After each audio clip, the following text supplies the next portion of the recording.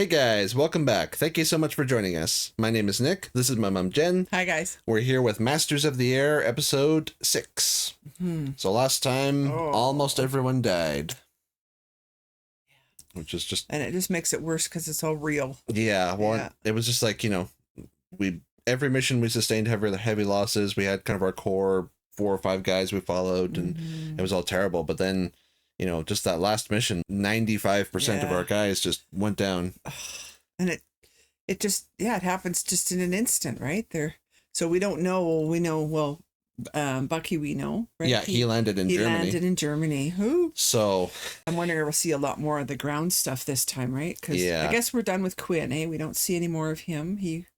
I guess so. Yeah, right? We can probably helping, and maybe they just wanted to show us that part of it of how they helped. We can presume that the underground kind of got him to Spain at least. So yeah. Maybe he'll be back either in England or back in America. See how the rest get out. So yeah, in the meantime, you know, we had back at base, we had Rosenthal, our new kind of sort of star pilot who got everyone home.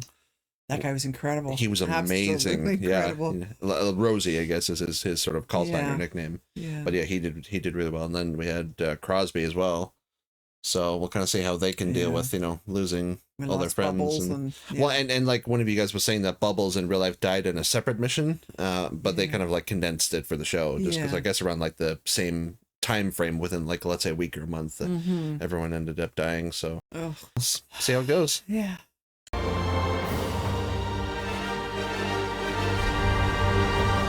Okay. Here we go. An otherwise picturesque, you know, country farm and always hungry. My cabbages. Yeah. Which is so funny because the new Avatar show just came out. Oh, that's which guy's that? Oh, that's Bucky. Sorry. A second, I didn't recognize him.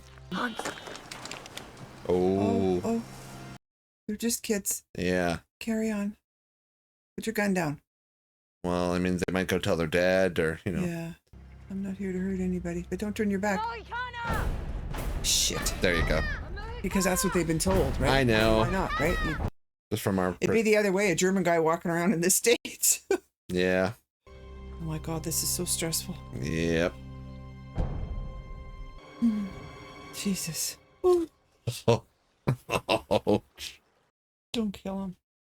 But, well, safest course. You're better just to hide. Safest course is just to let them go by, just because then they'll look elsewhere. Yeah. Oh God. Turn around. Oh. There we go. For you, the war's over. Oh. No more than 4 months at Fort Babbitt's until 32 of the 35 original crews were among the missing. We did not talk about such crews. Those of us who continued to fly mission after mission had to tiptoe around their ghosts. What a line. Oh my God. I was heading to Oxford University. Bubbles' death hit me pretty hard, and Colonel Harding thought it would be good for me to represent the 100th at a conference between the Allied nations. Well. Has Subaltern A.M. Westgate arrived yet, my roommate? Not until tomorrow, I believe. And we call them subalterns. Subaltern. Subalterns. Okay. Yeah. It gets like a whole apartment? Well, and a roommate, but... Yeah, I guess, yeah. Otherwise, yeah. Nice little place. Aww. I guess they can't... Maybe, well, they can't really say anything to back home yet, can they? Unless, like, the military, like has already sends them, you know, the notice and... So horrific that Colonel Harding ordered Lieutenant Rosenthal and his crew to spend a week of R&R at a place we called the... Man, his 3rd mission, and that was it. Jesus. Oh. Yeah. Well, they didn't kill him, but... No, and there's more than just him. Somebody's beside him. 381st. We fly together. You? 100. Think so. Ruhe da hinten! Oh, the look he gives him, eh? Yep. Oh, wow. Oof. Yeah, because we've never been on the ground at one of the targets before, so... Same thing that he saw in London. Yeah. Amerikaner! Tauflieger! Amerikanische Feiglinge! Oh, man. Verdammte Amerikaner! Ihr Dreckskerle! Oh dear. What a terrible position to be in. Mm-hmm. Oh my God. Oh, crap. This is a losing prospect. Oh, shit. Knife. Did they? Oh, no. Who was that? Just one of the other guys. Like one of the... Oh, god damn. Yeah, they're just... He got hit with a bottle.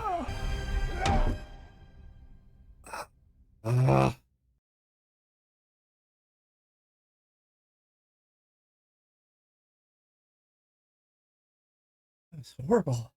Yeah. I don't think this environment is helpful for me. I'd like to return to base. 3 missions in your first 3 days. 120 men dead in one afternoon. I wasn't one of them. You're not fine.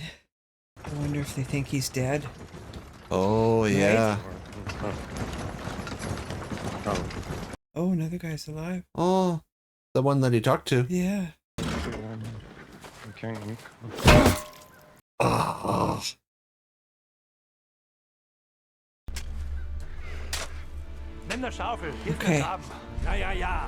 Mm. Get the hell out. Oh, shit. Mm. Lass ihn gehen! Er kommt nicht weit! Yeah, I mean, not much you can do. Like No. deep in Germany, Yeah. all by yourself.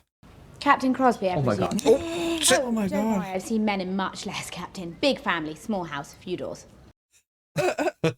Your Subaltern Westgate, your roommate. Oh. Oh, dear. You expected a man, didn't you? No, I just, it was... Yeah. Unusual in those days. The A is for Alessandra, Sandra for short. And the M is for a middle name I shall take to the grave. Fair enough. Oh.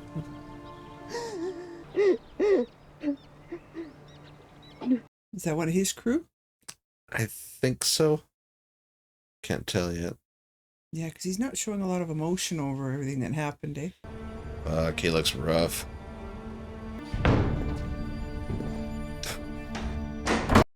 Let me out. I'm not cocky enough to be a pilot, but you are a captain, so what? Navigator? Bombardier? Navigator. What exactly do you do? Subaltern Westgate? You're a terrible liar. Well, give me time. I'll get better. That looks like the building where they filmed Wayne Manor in the Dark Knight trilogy. Oh. Maybe there's one or two that they have for filming stuff, eh? Mm-hmm. I see you're still sleeping well. You said it takes a day or two to adjust. Mm. You see people being persecuted, subjugated, you have to do something, right? They can't fight for themselves, can they? You don't go talking about it. You don't go crying about it. Yeah. You get back in the seat. I'm reminded of when Dr. Melfi said to Tony Soprano about like certain personality types where like you have to keep moving so you don't face what you've done or like the guilt. And well, and this is interesting that they have a doctor to talk to because those days it wasn't really. Yeah, it was exactly what he said. You just shut up and get on with it. Mm-hmm. Never had it without rocks before. In Scotland, we believe whiskey should never be diluted. There we go. Hopefully, just keep her friendly, maybe, but I don't think so. Well, There's just so much we can't tell them. Yeah. Because we're not allowed and because even How could they possibly understand? and that's just it. He can tell her anything that he can't tell his wife. Yeah, you know? she'll understand. Yeah. Yeah. He must be a good friend. Oh, he was, yeah. He went down last week. It was my fault. How so? I replaced Bubbles as group navigator. It wasn't your choice, you know. Yeah. It's just survivor's guilt, you know. Because Adolf Hitler and his gang of thugs decided they should rule the world. That's it. That's the only reason anybody dies in this war. Oh. He needs a hug. Sorry. If I was his wife, I would totally understand. Yeah. Gotta do what you gotta do. Should we call it a night? Well, he's done drinking either way. Yeah, he's not a big drinker. I like her. Yeah. She's a good sort. Mm-hmm. I am your interrogator, Lieutenant Hausmann. Oh, great.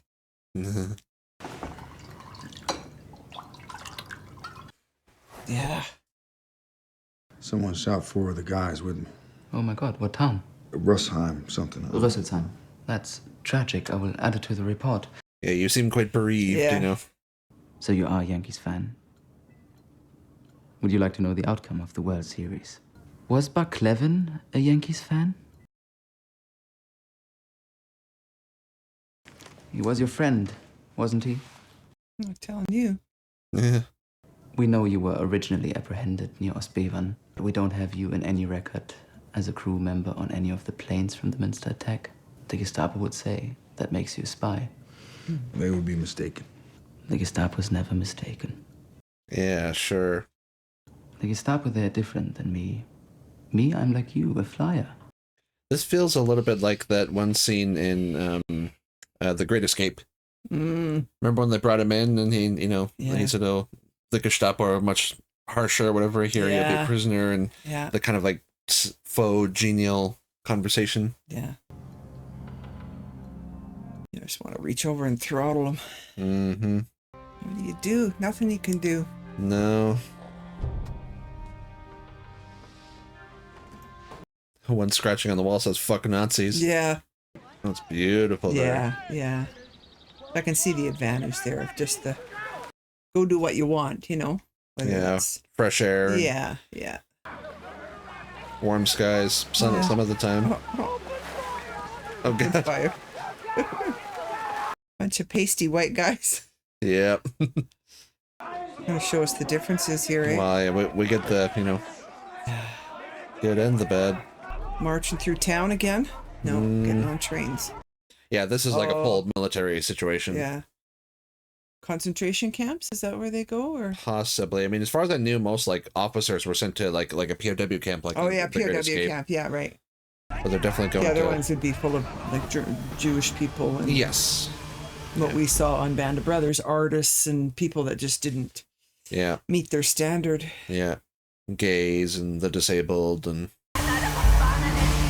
Oh Here fuck! That might be one right there. This is what this is. Yeah. Yeah.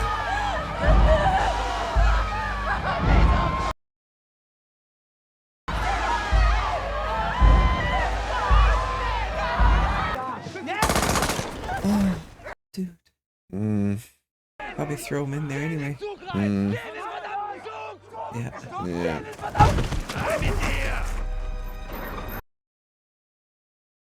Now, is there a reason you want to tell me where you're stationed or what you do?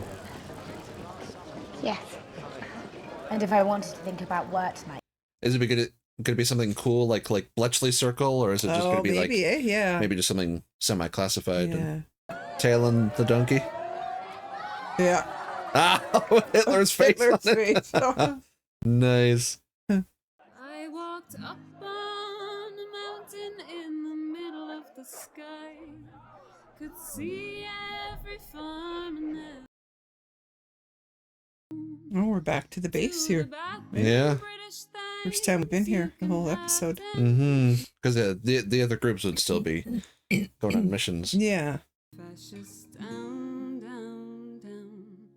And they're a very cute little couple, right? Yeah. He's married, but... What is it? I have to leave. Oh. Next time you're in London, ring me. Okay, so just a friend, to have. And well, that saved you for a minute there, didn't it? Yeah. And then we hear it. Singing when he was humming, yeah.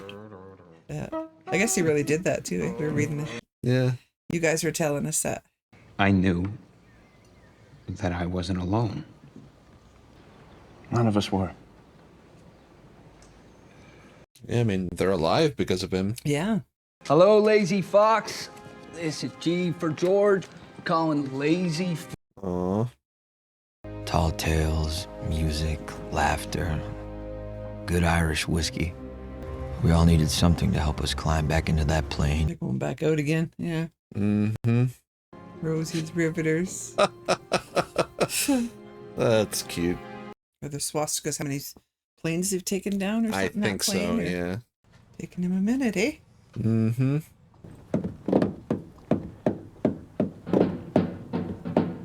Oh, the music. Yeah.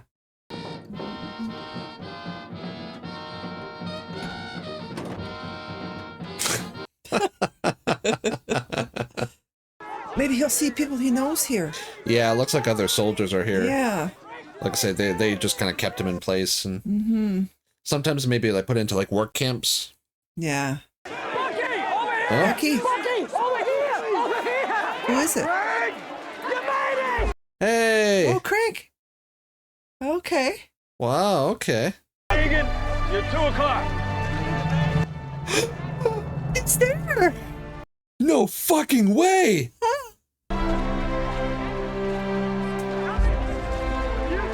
Took you so long. Oh, God.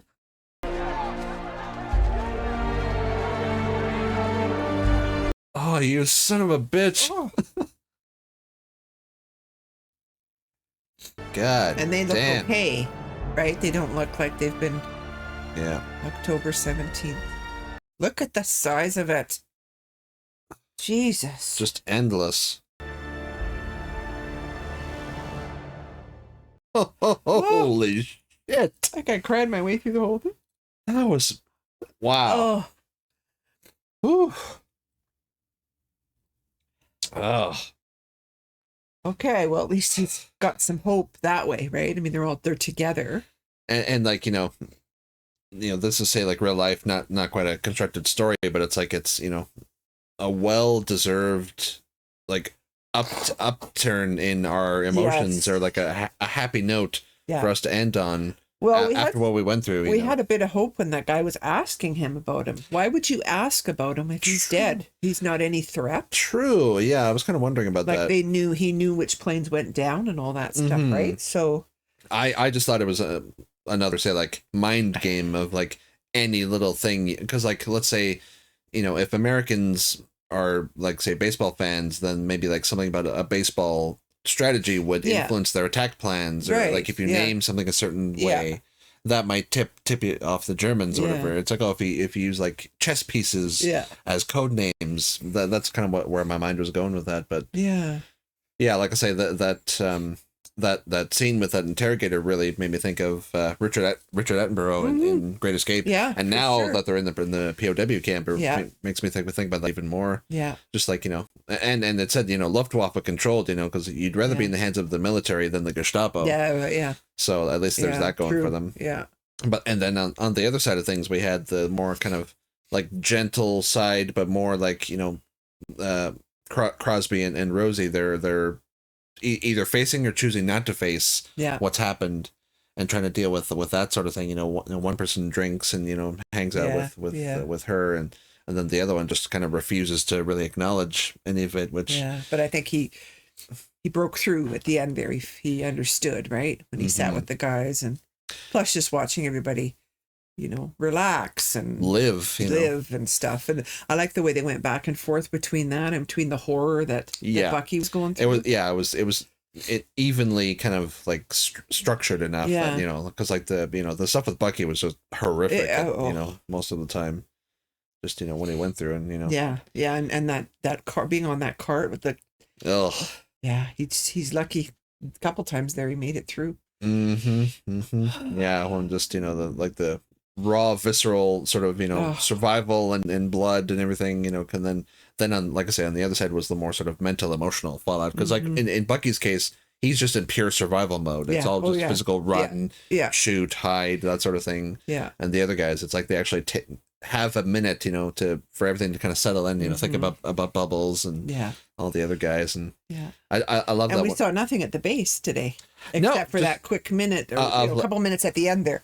Yeah, like one shot of them like loading bombs in the plane during the song, and then just everyone kind of telling stories. Back into getting into the plane. Yeah, to kind of like Crosby said, do what you have to. Sleep around, you drink, you play games, you do whatever you need to. Just because like so many guys have died that like you need the few that are left, and like every guy, horrible as it is, needs to do, you know, do whatever he needs to do, right, so that he can get through it, and also be like, you know, because like it does no one any good if you're in the air and you have like a panic attack, or if you're say like that's whatever, right. you know, you have to perform at the moment. Mm-hmm. And I think, and with Crosby, I mean, he needed somebody, he needed something. It's not, you know, it's not the same, a bunch of guys, you know, that stuff. Because that's all well and you good. You can just see him, he's just yearning for something there, and she was fulfilling that at the moment, right? At the very least, I wouldn't have blamed him one bit. At the very least, it's like emotional, not just intimacy, but like emotional support. Like your friends are a great sort. Like you need them, you know, like just like to keep it going. He lost his best friend, right? And that's the thing. And he's carrying all this guilt, and he needs more than just we sent you here to listen to a bunch of lectures, and you know, you won't even have time to do anything, just to like the other guys, right? Relax and downtime and stuff. But and then at the very least, like, you know, Colonel Harding is like a good enough sort, because remember there was that one episode where he was kind of like drunk. He's like, oh, we need to load up our plane with enough bombs and kill Hitler and all that. He was kind of a little bit like, kind of like, as they said, like sort of flak heavy or flak whatever, flak weary. But then like it all comes from a place of being like, you know, so pissed off because his boys keep dying, of course, and you know, he's, you know, like recognizes that they need just time away, you know, after everything that happened, so he's like a, you know, a good leader in that sense, but you know, I think this is the most, I don't know what to call it, even like episode so far, just the most like emotional, the most. He almost died, and then, you know, it really brings to mind, you know, stuff like Band of Brothers, when you're on the ground, you know, just like anyone could die at any moment, you know, like stabbing someone to death or beating them, and just like the, you know, like wartime, but also just like the nature of like an angry mob. Oh my God. There's just something, and there's something like primal and just very like so powerful about just like raw about it, you know, like, because like with like War of the Worlds, with you know, Spielberg project, but like there's certain scenes I know for you where just like, you know, are horrific, because it's like people driven to their base instincts, angry mobs willing to tear people apart, and that's what war is, right? I mean, you know, if you think about it, like those boys and like Bucky and stuff, and it's just people. It's just people. But like she said, it's Hitler and his gang of thugs. Let's put everybody else in this horrible position of pitting, you know, humans against each other, and just because you're from different places on the earth, and because like if any war in history could be called righteous, it was, you know, the Allies taking out Hitler, and but it's like the, you know, the flip side of that is that like the German people were their family were bleeding and dying as well, and also they were, you know, put in that position by, you know, their psychotic leader. That's right. So it's just like, you know, everyone's suffering, but it's like, you know, there's more and longer suffering if we don't do anything now. Exactly. Absolutely. You know, that's kind of what it boils down to. Alrighty, that was definitely a rough one, you know. But you know, thankfully that ending, like, you know, like gave us enough hope that, like, you know, it's not all like just death and suffering. Like, I mean, it all is, but like for the people that were following, you know, for the core members of the 100th, you know, seeing these guys to see each other again, because we kept saying, you know, it was just kind of weird how they sort of structured it, how Buck just never came back, and it's like they said he took a hit and everything. I was starting to think this episode, though, I thought, well, maybe that's it. He just, like you said, they just want people to feel like how everybody here felt, not knowing, wondering, and just seeing a face at the end or not. A couple of you guys were kind of saying that to that effect of, like, you know, it was like an intentional thing of like, sometimes like your buddy or your brother or whatever would just never come back, and that would be like a true to life thing, which you know, it seemed like, because we spent a good, you know, episode and a half on that, but then just at the end they kind of had the miraculous little return there, and with Crank and a couple of the other guys, so at the very least he's not like alone. That's, you know? Right. Or, you know, even just with other guys, but from, you know, other from his other group, units and stuff. He's with some of his own guys. Alrighty, thank you guys for joining us. You know, just rough one, but you know, thankfully we got some hope at the end. So if you want to watch the full length of our reaction, I'll put a link down to our Patreon below. Check out this and all the other movies and shows that we do. A lot of exclusives aren't on YouTube, so check those out. If you enjoyed, please like and subscribe. It really helps us, helps the channel grow. And that's all we have for you today. So we will see you later. Bye, guys. Bye.